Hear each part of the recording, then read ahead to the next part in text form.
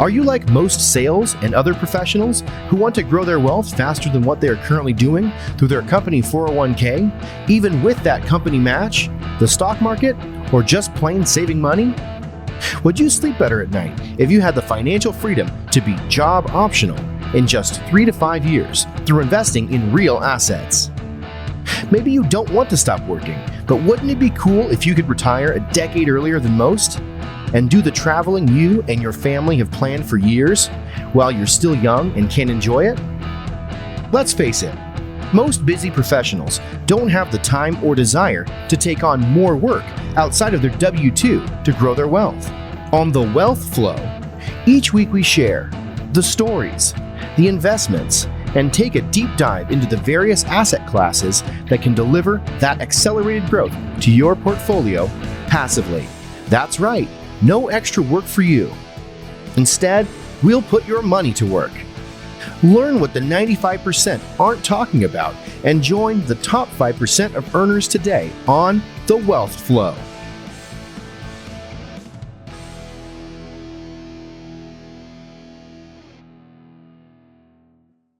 All right, welcome to The Wealth Flow. My guest today is Travis Watts. He is a full-time investor. He's a passive income advocate. He's a public speaker and a director of investor development at Ashcroft Capital. He dedicates his time to educating investors who are looking to be hands-off when it comes to real estate investing. Travis is awarded the Linda Legacy Industry Impact Award in 2022. So, Travis, welcome to The Wealth Flow. Hey, Keith. Happy to be here. Thanks for having me on the show. Yeah, I'm excited to hear about everything that you've got going on. But if we could maybe just start with, where you grew up and what eventually led you to real estate. Yeah, that's an interesting story. I've told it a few different ways, but I'll give your audience a new spin on it. So I grew up in Colorado, and I was born in Tulsa, Oklahoma. So I moved to Colorado when I was 5. Spent a lot of years there up until high school, and then we moved to Florida. Helped my parents start an aviation business out in Daytona Beach. And, I was really into the arts. That was really what my passion was. So I was a drummer, and I sang in some bands locally in Florida. And I ended up pursuing that through college. I went to college for live show production and audio visual entertainment, stuff like that. Went up to New York City and did a couple gigs up there post-college, and just really took a 180 because of the Great Recession. One, really hard to find work, and pretty much everybody out there had more experience and knowledge and connections than I had. And number 2, real estate was on sale, and real estate was a seed that was planted early on in my childhood, both through books, like from everybody knows the Robert Kiyosaki and Rich Dad, Poor Dad and stuff like that. I knew it was something I wanted to do one day. I just didn't know how or when. And that was just kind of good timing, I suppose. So what I did is I moved out to Colorado. I moved back to Colorado, I should say, because oil and gas was hiring at 6-figure incomes as a W-2 employee if you would put in 100 hours a week and be away from home and all this kind of stuff that most people don't want to do. But for me, I was a single young guy with, no kids and no wife and, no responsibilities. So I went out and worked the oil fields for several years, ended up working overseas in Saudi Arabia, and ended up launching some safety programs on behalf of a major oil and gas company. And what I was really doing, though, it had nothing to do with any interest in oil and gas.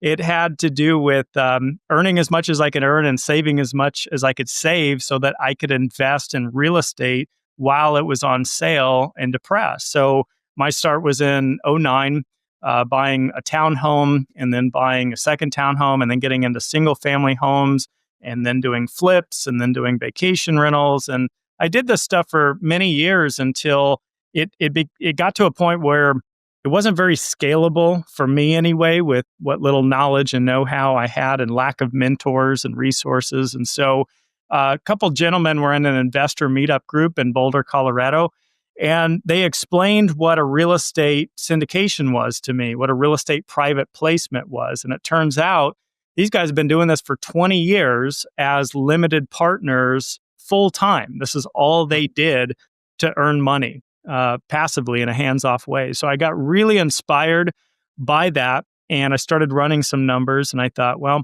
what if I sold all these single-family homes, including the home I lived in, because there was some equity in it, given that the market was going up out there at that time.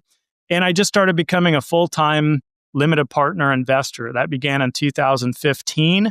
And then I came on board with Ashcroft Capital and Joe Fairless to help educate others, which I know is part of your mission as well, to just explain what syndications are and how they can impact others and the power of passive income and all of this. So on the active side, it's an educational component to leverage their network and their platform to get the word out. And on a personal note, it's full-time passive income investing. So that's basically the story in a nutshell. And today I'm out in Florida. Been here with my wife and our son, who's now 2.5, since 2017, basically. Okay. Yeah, that's very interesting. So, and when you invested initially as a limited partner with some of these guys, was it originally with the Ashcroft Capital Group, or were you investing in other opportunities? It was originally with them. Yeah. A great question. I would say they were probably my fourth to fifth investment in total. I've done, over 50 limited partnership investments. They were pretty early on. I was investing with them maybe 2016, early 2017, somewhere in that time frame.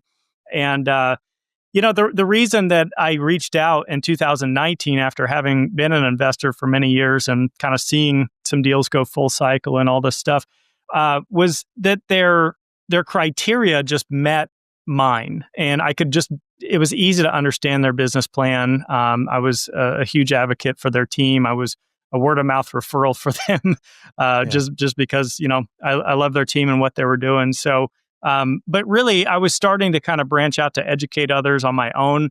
And I just thought, Joe already has the longest daily running real estate podcast in the world. He already has the best ever platform. And then he has this Ashcroft Capital company and their whole marketing team. And that could really help boost the messaging instead of me just making, YouTube videos and hoping that they go viral, I guess. Right. Yeah. No, that's great. Well, if you could maybe talk about some of the things that you learned along the way as you were doing, investing as a limited partner, and maybe for the audience, just kind of explain that distinction from kind of what you're doing now. Yeah, definitely. So many lessons learned. I think in the beginning, well, I'm first to admit, I was very skeptical, even after talking to these two mentors that I mentioned that had said, we've been doing this 20 years. And one of their preferred asset classes was multifamily value add syndications. Even at that, and trusting in those folks, I had never done it, was the reality. And I was young, and I had certainly made a lot of mistakes with flipping homes and other businesses that I had done. So I said, okay, I do want to explore this. I just don't want to go all in at the moment. And so I was selling a flip anyhow. It was I had some equity in the deal. And I said, I'm going to take half of the equity that I get upon sale, and I'm going to try this. I'm just going to do one deal. I'm going to take some action and just make sure this is legit and that it's not a scam and all this kind of stuff. So that's what I did. So I started with like a $50,000 investment one time, and I was patient. I took probably 6-7 months to not do anything else, to make sure that cash flow was coming through and that reports were coming through and that I had open communication with these groups. And ultimately, this was what I was seeking in my life at the time, being a W-2 employee, working 100 hours a week, not having time to do flips, not able to scale my portfolio. I needed a better sustainable solution to that. And being hands off as a limited partner in other people's deals, where I'm not having to take tenant phone calls or hire property managers or decide how to do a refinance or to sell or to paint or to repair a roof, all these active components that I guess I naively thought would be passive, was really the answer. So the first thing is mistake, actually, to me personally, not saying this would be a mistake for others, but I hyper diversified in the beginning when I started to really go gung ho on this model. And I was doing a bunch of small investments all over the place, 25K and 50K and 30K and this kind of stuff. Became kind of an accounting nightmare of sorts. But also, what I've learned from it, I guess on the positive side of that, is I've learned what I like in certain operators and what I don't like in others. And so I've started kind of honing that in to maybe my top 5 or 6 operators in the space. And a key lesson I also learned was to diversify. I know you're an advocate for, mobile home park investing and other asset types. Me as well, self-storage, car washes, ATM machines. There's all kinds of stuff that can produce passive income. But my bread and butter has been multifamily because it was just a logical next step to what I was already doing in single family, which was buying something older and pre-existing that would be able to be rented out and fix it up, make it nicer and newer, let the market help you out, hopefully, and then exit at a profit, 3 to 5 years later. So that's still the model that I use today, even though I'm a limited partner instead of doing my own rentals. Yeah, and for the benefit of the audience as well, why don't you talk a little bit about, after investing in so many other folks' deals as limited partners, what are some of those things that you started to hone in on and say, well, wait a minute, I really like what this person's doing, and and what now are you looking for when you invest in those types of deals? It's a great question. It's a very subjective question. And so what I recommend to folks, and I take my own advice, is number one, you start with yourself. So you start with your own goals. You start with your own why. You start by learning about what criteria even is, and then kind of dissecting what's most important to you. Some people like proximity to their deals, so say someone lives in Atlanta, they want to only work with operators doing Atlanta deals. That's fine, but I could care less about that. I'm more about, I don't care where I live. I just want to go with kind of top markets that are set to potentially outperform. I'm a cash flow focused investor. So every deal that I do has an element of cash flow. I won't do a deal if it doesn't cash flow. But again, that's not advice for anybody else. That's just part of my criteria. I like value add because I like the ability to force appreciation in something, whether, and not have to be completely dependent on what the market does, because that's largely out of our control in many ways.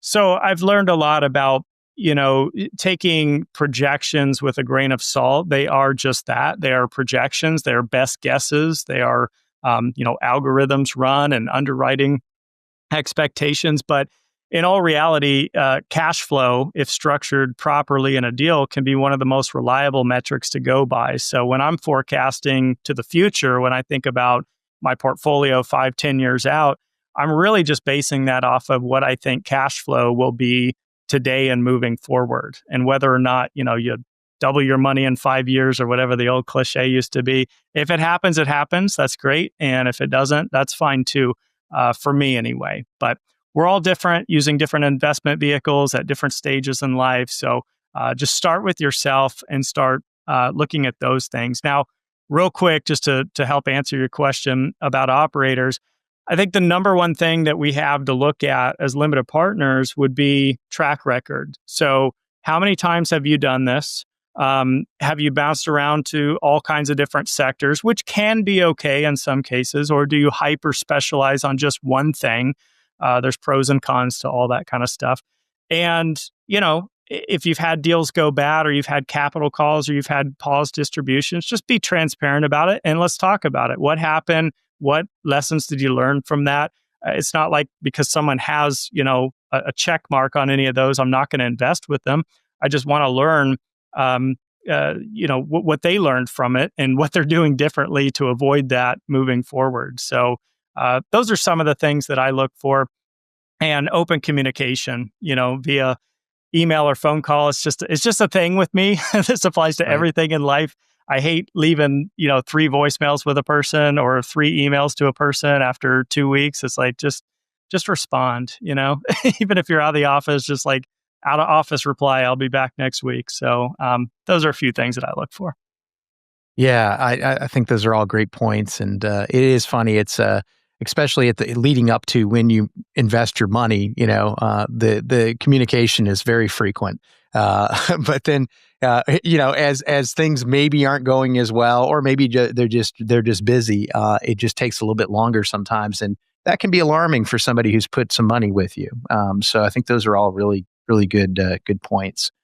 Absolutely. You're with an amazing group, Ashcroft Capital. Tell us a little bit about their strategy. You mentioned value add.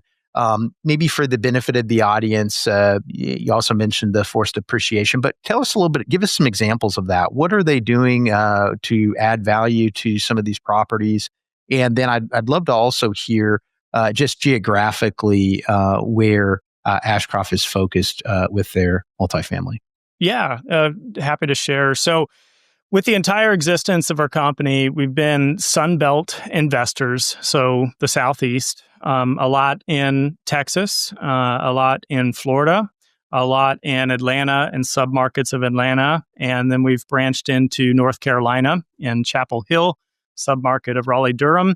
And typically what our business plan is, we almost exclusively do this with the exception of what we're doing currently right now. I'll explain that in a minute. But we take like a B- property, so a 1990s, 1995, or maybe a 2000 built property that hasn't been updated in many years.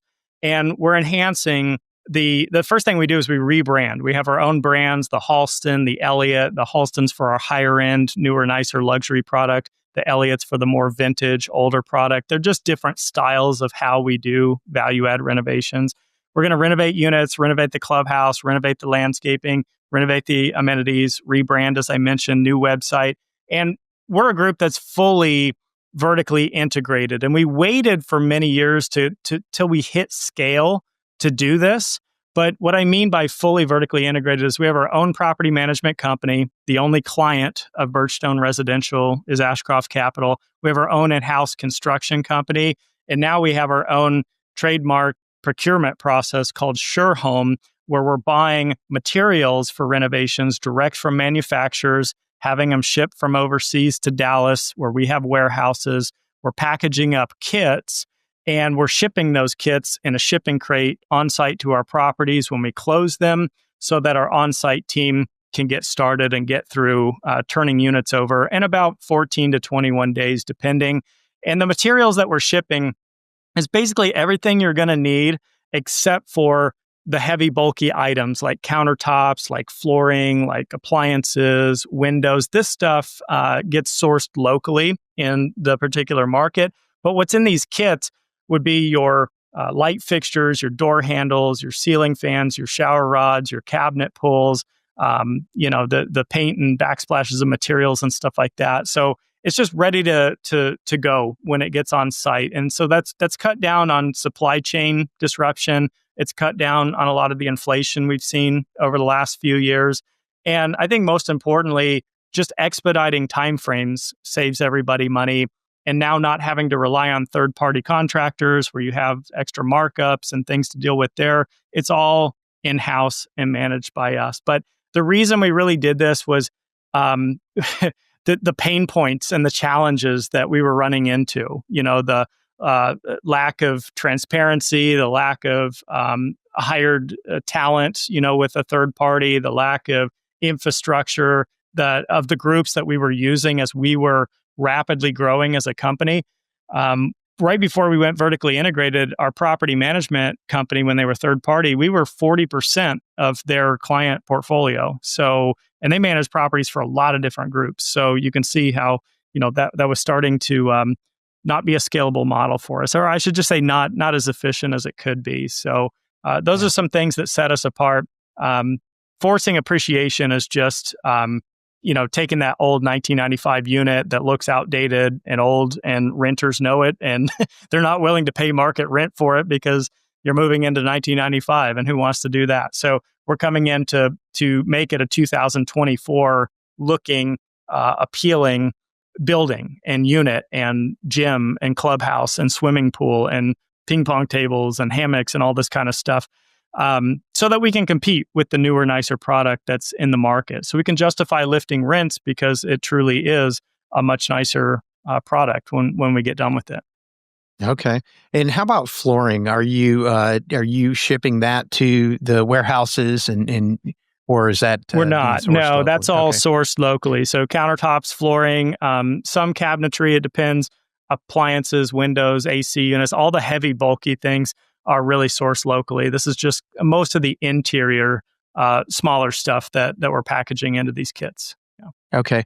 And kind of towards the beginning of our conversation on that part, you'd mentioned two different styles. Forget the Yeah. names that you'd. Now, are they going to be regardless of property? That it's hey, this particular property is a class of style that we're going to use this kit for, and you're using them across your entire portfolio on those. I would say, just to kind of generalize, it would be if we're buying a product that's 2000 built or newer, it's going to be branded in our Halston brand, which is our higher end finish with the granite and the quartz and the stainless appliances and the crown molding and the upgraded backsplashes. There's many things that go into what a Halston finish is. You can learn about that at ashcroftcapital.com. Go to property management. You can see examples. They take this down to the tiniest details you wouldn't imagine. When you walk one of our properties, like say, we got several in Orlando, and that's the one that we're closing right now is a Class A Orlando. They've got mints when you walk in that say, Birchstone on them, and you'll see Halston all around. And our properties are called like Halston Four Corners, Halston World Gateway, Halston Park Central, stuff like that. So that's our newer, nicer, more luxury finished product. Elliott's reserved for, which we're really no longer acquiring, at least in recent years, these types of properties, but it'd be a 1980s or a 1985 property where you're not going to be able to push the rents high enough to make it sufficient to justify some of those higher end finishes. So you might go with a laminate countertops or a faux wood flooring and faux wood blinds and different things, But anyway, you can see examples of those on our website. So it's just brand recognition. And what's cool about having we're not just ordering materials that are, direct from manufacturer. We're getting custom made materials that only our properties have in the marketplace. And I'll give you why that's important. We'll take just a flush mount light, for example. Okay. Home Depot and Lowe's, first of all, you're paying the markup that those stores have. Secondly, they're all pretty generic and look the same in the marketplace. Third, a lot of them have two bulbs in there.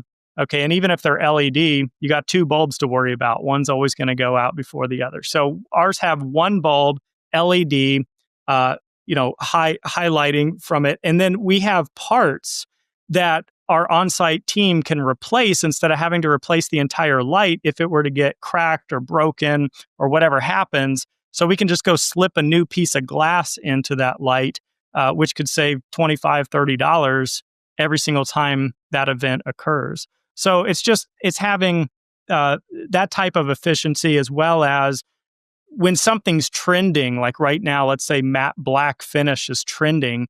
When you go direct to a manufacturer, at least in our case, we're not paying any extra markup to say we want matte black finish on everything, not brushed nickel, not brass, not whatever else. When you go to a local store, you're usually paying a little bit more of a markup on the things that are popular and trending.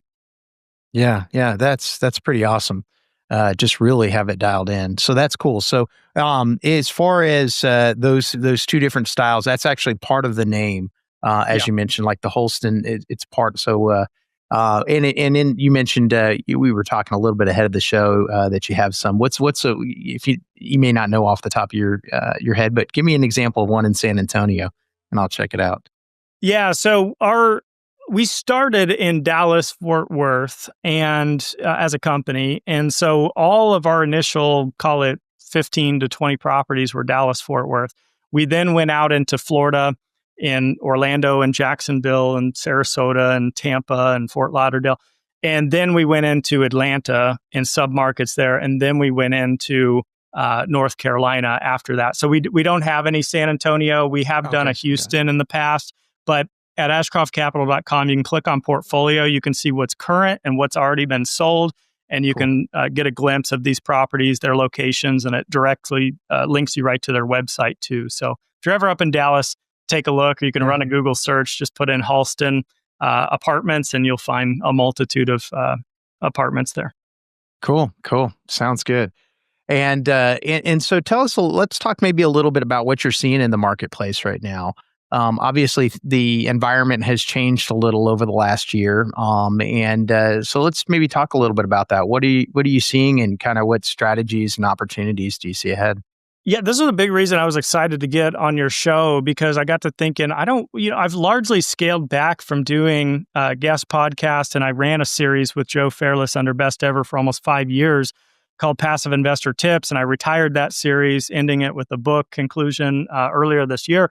But then I got to thinking, 2024 is an amazing year. It's prime time for multifamily investing. So like, what terrible timing on my behalf of like, I'm not going to go public and talk about what I'm seeing. So thank you again for having me on the show. But what I'm seeing is interest rates, to your point. Obviously, we all know this. The Fed's gone the most aggressive interest rate hike, in decades and decades. Well, that's put a lot of negative pressure on commercial real estate. And so for existing deals you may have already been holding and from previous years, maybe not such a great story. But for getting in right now and dollar cost averaging or buying the dip, valuations are down. The last 4 deals we've closed have been roughly purchased at a 25% discount from peak pricing in late 21 to early 22.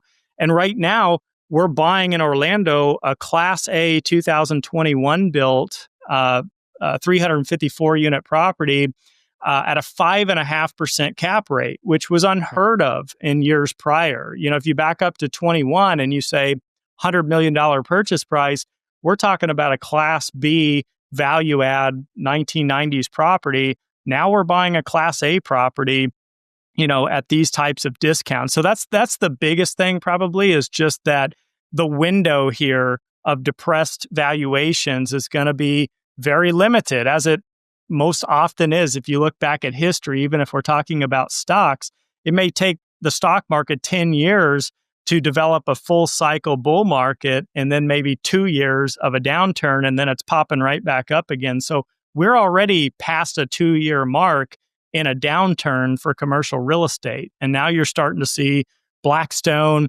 and Jeff Bezos backing a real estate company, and JP Morgan Chase and all these institutional players jump in to buy this dip. But a lot of retail investors like you and I are still on the sidelines thinking, times are scary. It's an election year. We'll wait and see. I'm going to wait till interest rates come back down. But the buying's already happening, and the forecast is for rates to come down, which is only going to help fuel demand on top of that.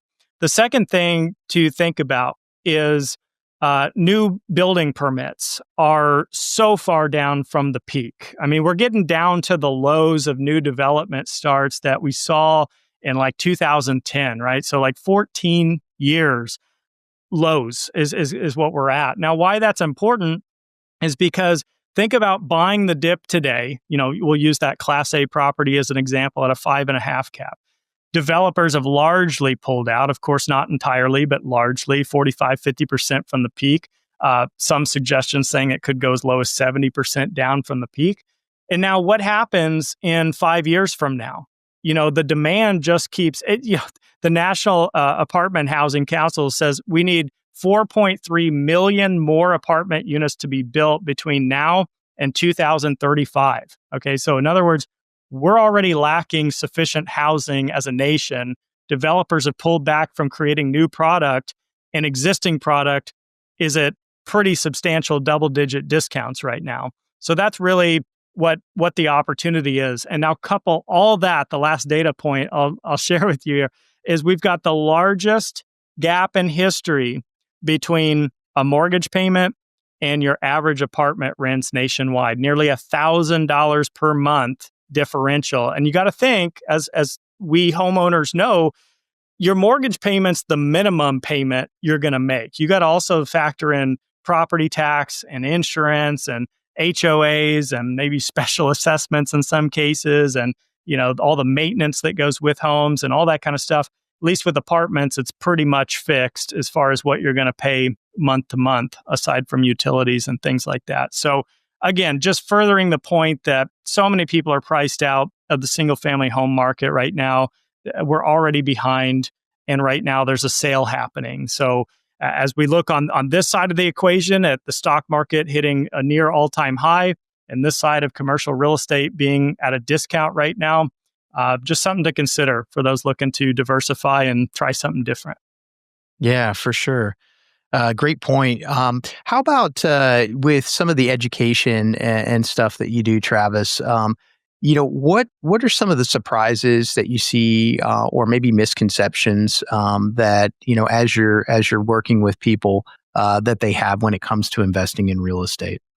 Yeah, I think that if you ask your average investor of any asset type, just your average investor that's tuned in to investing, not just putting something in a 401k, but like actively putting cash into investments. Almost everyone will tell you, I'm a long-term investor. But when the trend changes and the cycle occurs, all of a sudden they're short-term thinkers. It's like, who doesn't want to run for the exits when things get tough? And myself included. So it's a battle of our psychology. Again, to remember dollar cost averaging. I've been a huge advocate of that for years and years and years. I don't pretend to know or to time markets. I'm going to buy sometimes when it's expensive. I'm going to buy sometimes at a discount. I'm going to buy sometimes in the middle. But it's really important, I think, to consistently invest year over year. And then knowing that this year in particular could be one of the better years. In fact, one of the best in, a decade or two in the past to get started in this sector. So you got to remember the simple principle. I don't know if it's Warren Buffett or whoever, but when prices go up, risk increases. When prices come down, risk decreases. So now's a great time to get in at a lower basis with less leverage and buy cash flowing deals that are nicer and newer potentially. The other thing is, as I briefly alluded to earlier, appreciation was my only strategy in the very beginning when I used to flip homes. And it was all about how do I turn 100K into 200K? I don't care about cash flow, tax advantages, nothing else. It was an equity play. What I learned is markets come and go and cycles come and go. And you just have to think, if you are a long-term investor, you're going to have to ride that wave. And that's why I'm such an advocate for cash flow. And then lastly, again, we briefly alluded to it, but you can diversify so much within the real estate space, from doing first lien notes and lending funds to pref equity to multifamily to self-storage to mobile home parks to car washes to land plays to development.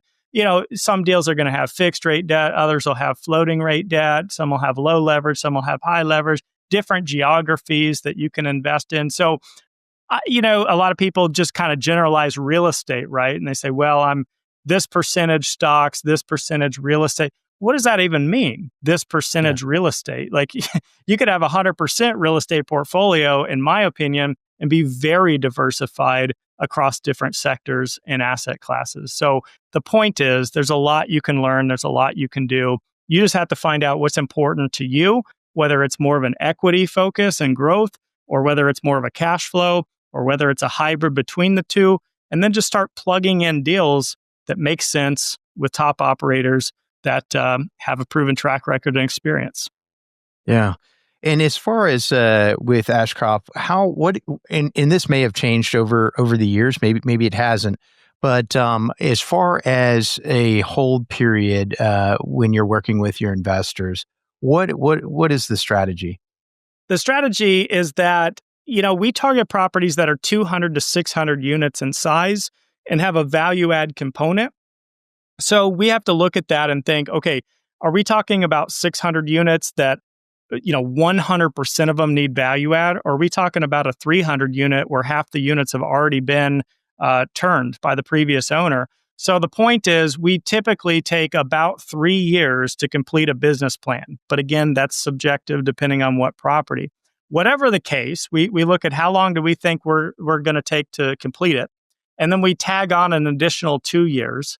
And then that's what we tell investors for a hold period. So in the past, we've said 5-year holds, but we've traditionally sold at about the 3-year mark. But since interest rates have changed and we've been in 2 years of a cycle shift, we're not wanting to take the hit on our properties if we don't have to, of course.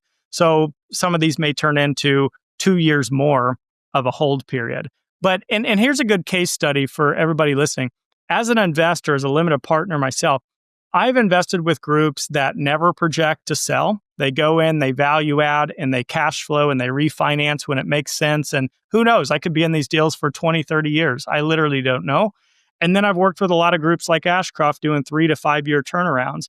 And I made a presentation a couple of years ago at a conference called The Velocity of Capital. And I ran a case study on my own portfolio of these 3 to 5 year turnarounds versus these long-term holds.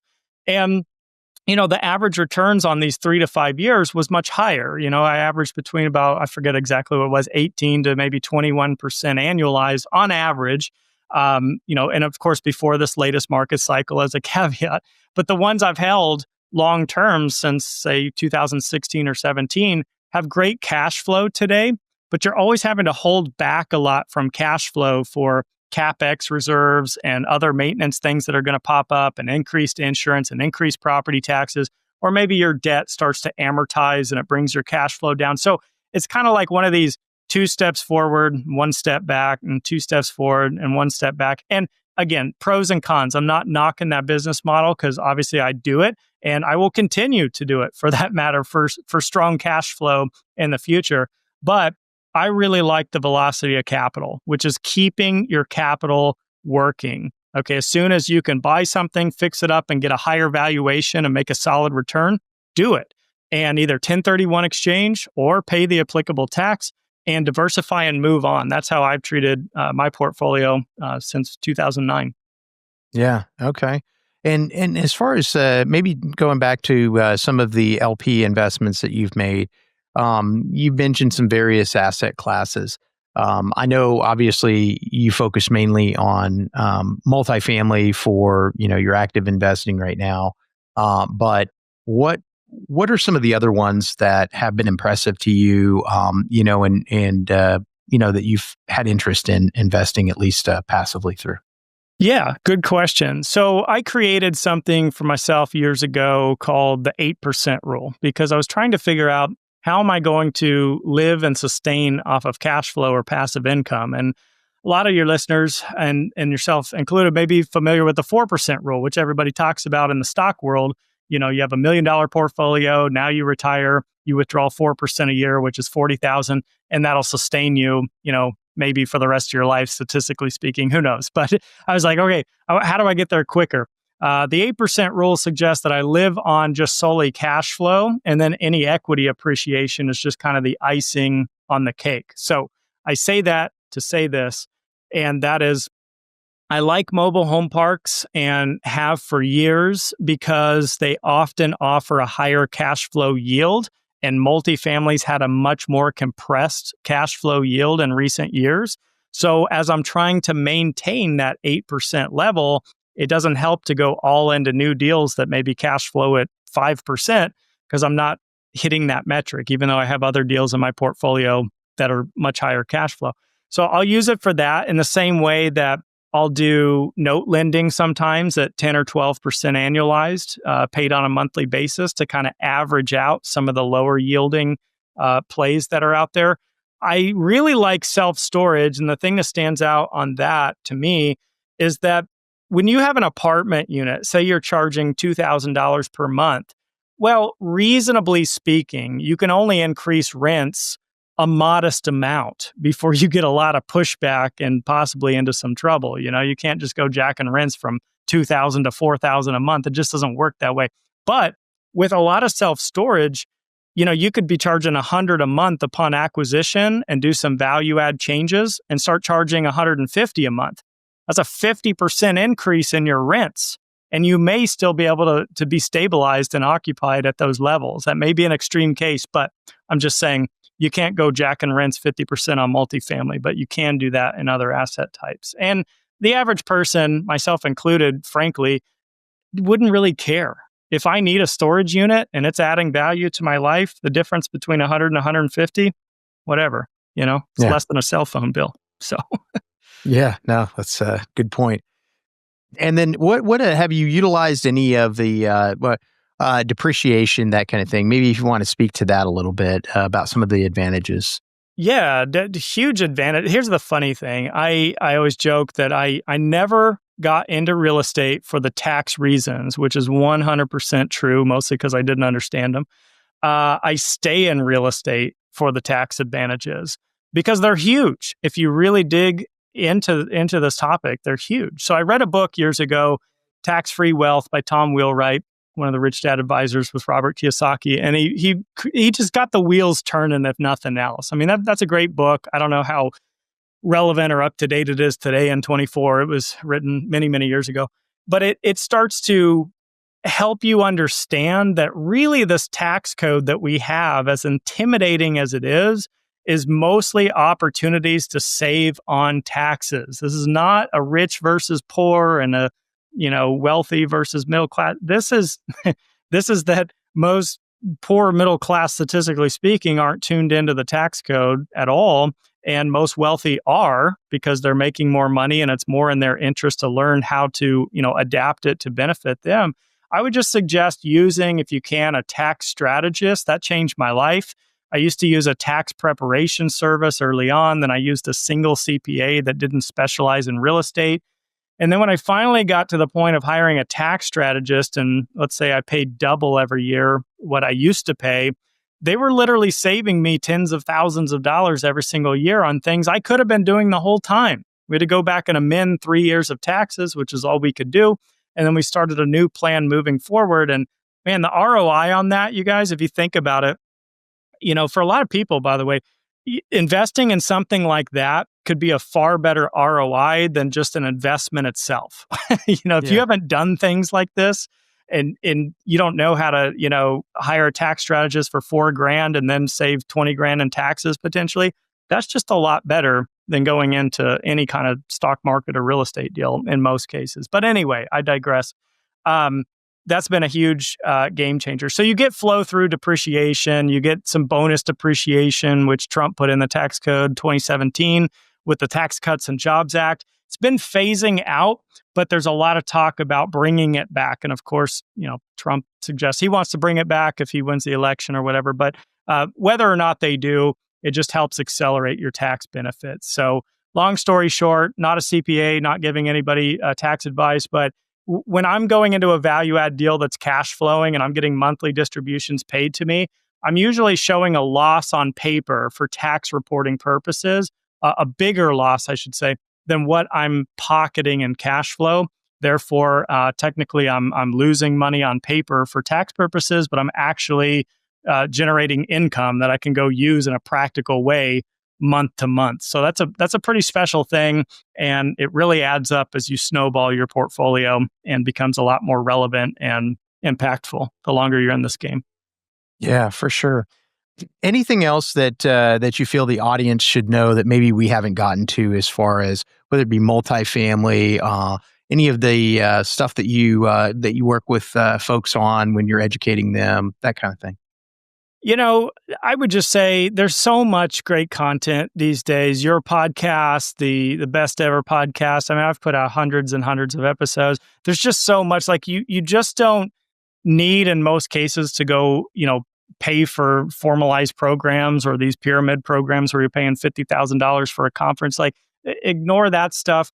Just go get the low-hanging fruit and get the foundation down and find people who are doing what you want to do successfully, right? So, maybe me in the LP space, but you may not want to be an LP. You may want to be a general partner. So go start networking with general partners and maybe go to some of the more affordable conference options that are, $1,000 or less for a ticket.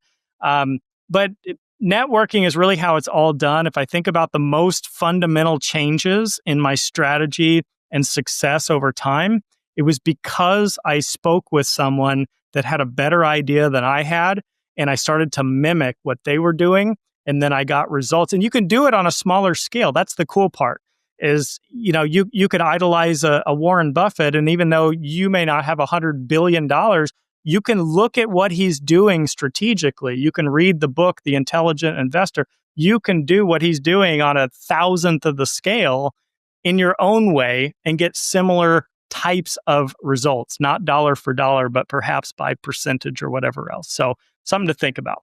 Yeah, for sure. No, I think that's great advice. Well, Travis, this has been great. How can people find out more about you? How can they find out more about Ashcroft Capital if they'd like to invest? Yeah, I've tried to make a catch-all for everybody. If you go to ashcroftcapital.com/Travis, I've got a calendar link. It's a no pressure, no sales call. I do 15-minute calls all week long with people worldwide for that matter. You can choose Zoom or phone call. Any kind of Q&A, anything you want more better articulated than what I couldn't do on this episode. Our current deals and offerings, including the Class A property we're working on now in Orlando, downloadable resources, passive investment trackers, all kinds of stuff on that page. So it's ashcroftcapital.com/Travis, or social media at Passive Investor Tips on Instagram and Facebook, or Travis Watts on LinkedIn, BiggerPockets, and other forums. Perfect. And I have two more questions for you if you have just another minute or so. And it's just Absolutely. two questions I ask every guest. One, you've kind of alluded to a little bit of it, but it maybe you have a different answer on this one. Just any advice you would give somebody who's just starting out in their investment journey? Yeah, so here's been the best. So I've done a lot of crazy strategies. One year I read a book a week. So I read 52 books in 1 year. Don't do the extreme stuff like that. That was not helpful. It's like drinking from a fire hose, and I had very little takeaway at the end of the year. It was a big waste of time for the most part. What I recommend doing is you learn something to the point of feeling maybe 70 to maybe 80% confident in what you're doing and moving forward, and go try it. Go try something. You don't have to risk the whole portfolio or your entire net worth on something, but so you learn a little and then take an action step and try it. And then you learn a little bit more and then you take an action step and you try it. That's worked very, very well for me. I think that works for a lot of people. And too many are caught up in analysis by paralysis like I did that 52 book year. And too many people just go all in on something without knowing what they're doing. So it's really a balance. Yeah. Great advice. Travis, one last question for the audience, and I always like to ask for myself as well, but book recommendation, anything you've read. It doesn't necessarily have to be real estate related, but it certainly can be. Just something that's been impactful that you've read. Gosh, man, there's so many. I know I dropped, Tax-Free Wealth's a good one if you're interested in just getting a better understanding of the tax code. Gosh, there's so many I could name right now. I want to find a good one here for your audience. Sometimes biographies are really good.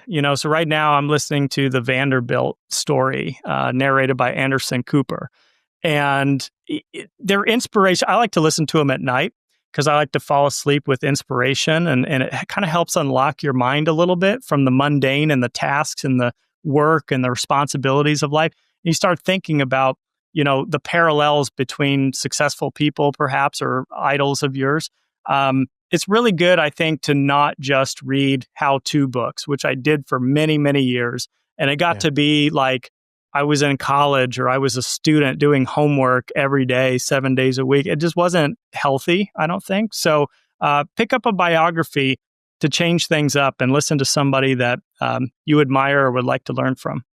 Yeah, great. Another great recommendation. So thank you so much, Travis. This has been great, man. I've enjoyed the time together, and thank you so much for being on the Wealth Flow. Thanks, Keith. Thanks, everybody. Awesome. Being that you're still here, I trust you found value in this episode.